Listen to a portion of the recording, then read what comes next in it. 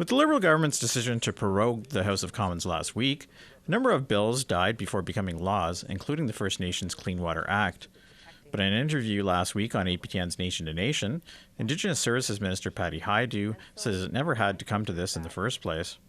The NDP talked a good game about, wanting to get this bill through and yet put up a number of roadblocks even after the AFN and other partners appealed with them to speed up the process.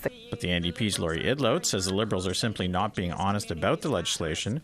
She says First Nations were not properly consulted on Bill C-61 before it was drafted, and it was the party's responsibility to make sure these voices were heard.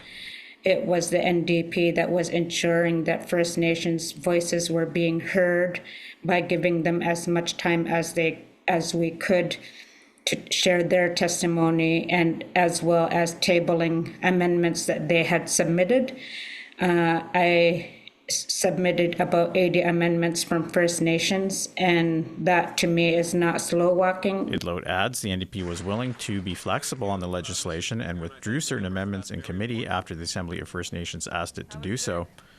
Hajdu says there is still a remote chance the legislation could be saved, but the NDP should reconsider its pledge to vote non-confidence in the government when Parliament resumes sitting at the end of March. But my hope is that when the Liberal leader is appointed and we come back to the House of Commons, that the NDP will realize that bringing down the House of Commons is going to deeply hurt First Nations, and maybe there'll be a path forward to bring that bill back to the House of Commons. I know our government would certainly support that.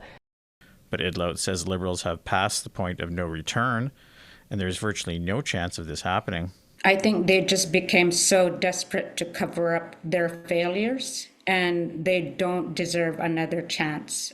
In order for Bill C-61 to be resurrected, opposition parties would have to agree to a motion to resume debate on the legislation where it had been left off prior to prorogation. Fraser Needham, APTN National News, Ottawa.